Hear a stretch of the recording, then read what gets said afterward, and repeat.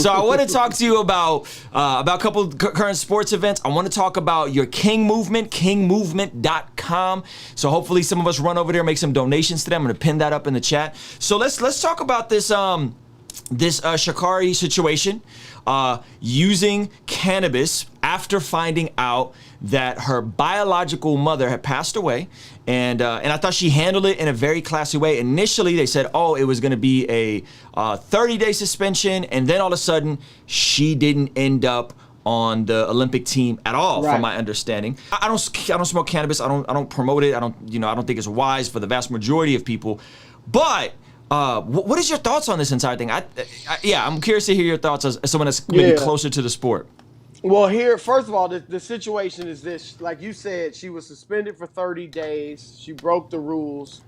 And the feeling among most people, with her being the fastest American sprinter, was that the 30-day suspension, within that time, she would unfortunately miss the 100-meter dash, all right, which a lot of people thought she'd win, be the first American sprinter to win that, female, since 1996. So everybody was excited about that. But she would have been like the 4x100 relay was after her 30-day suspension would have been up.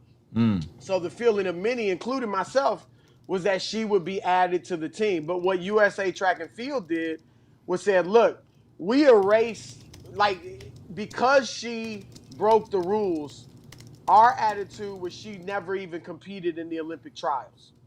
And so they just took, so she finished first.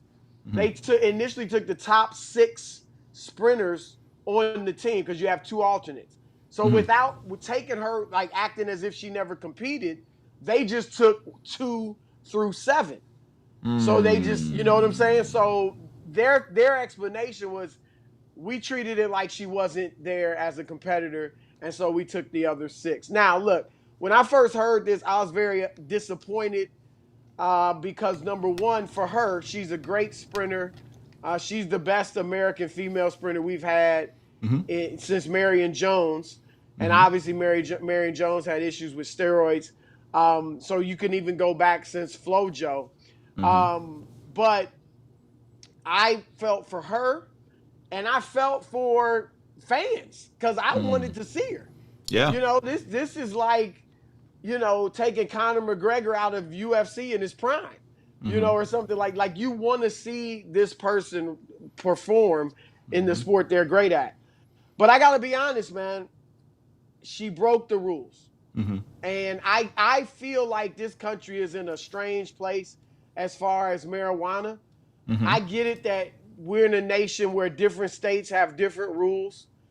But I do feel like we need to kind of have a universal rule with marijuana, because athletes and others, you're traveling. Athletes are in one state one night, the next night they're in another state. One state is legal, the next night you're in a state where it's illegal. It's just a mass of confusion, in my opinion.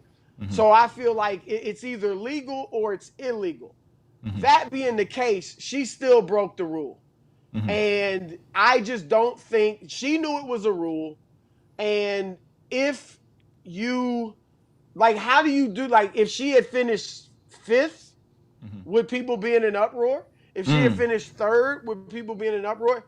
I just am not so much a fan of shifting the rules because somebody's so great in this or they're not as great. It's the same rules for everybody. Yeah, it's not racist. A lot of people are, acting like it's racist.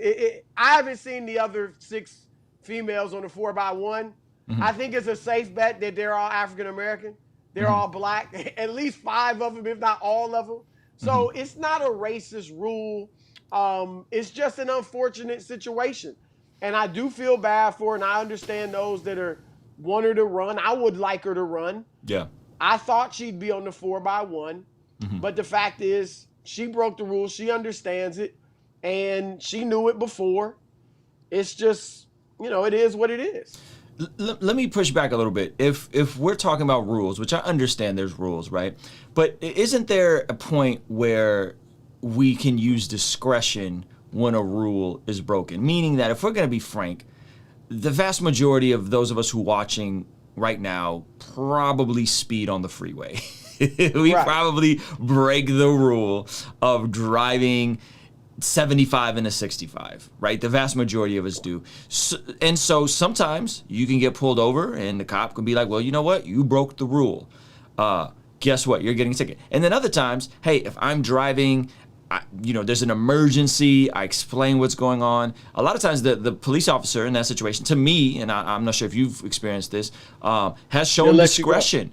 Yeah, they'll let you go. Hey, we'll let you off with a warning. It's all good. And I've gotten both. I've gotten cops that are like, been petty and gave me a ticket for driving 5 miles over the speed limit. And I've had other cops that have been like, man, you was going 90, bro.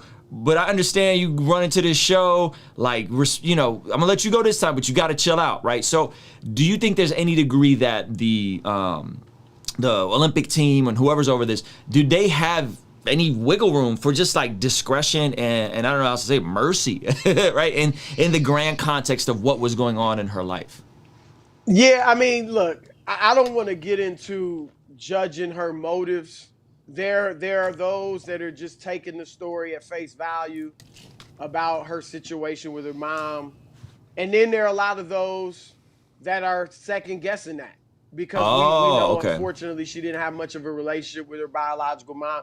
And I mean, black and white, like black people have hit me about, that was just an excuse. She knew what she was doing. She was being arrogant. She thought she was so great that she could flout the rules.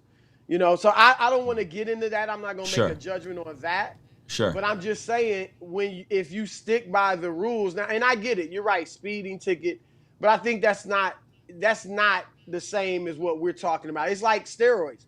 What if somebody was like, well, I was sick and I needed this steroid, that I was in the hospital. My performance. But I needed it for my, this rash I had or whatever.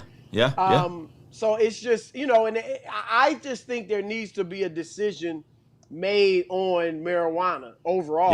Yes, I agree with you. Because it used to be viewed as an actual performance-enhancing drug because the feeling was that it could relax a person, take away the anxiety that you have before an event, a race, a sprint, and that gives you an advantage. And, so now they're saying it isn't a PED, but so I just think when you're in a situation like that, especially with something as sensitive as USA track and field, and we've seen many people banned for PED use and things like that, you just have to be more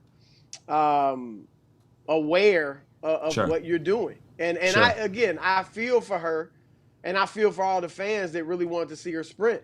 I'll say this, though. A lot of times, whether it's the NCAA, whether it's one of our professional leagues, or whether it's, it's some other form of governing body, when a person is so great and it's going to benefit that organization, a lot of times they'll let them get over.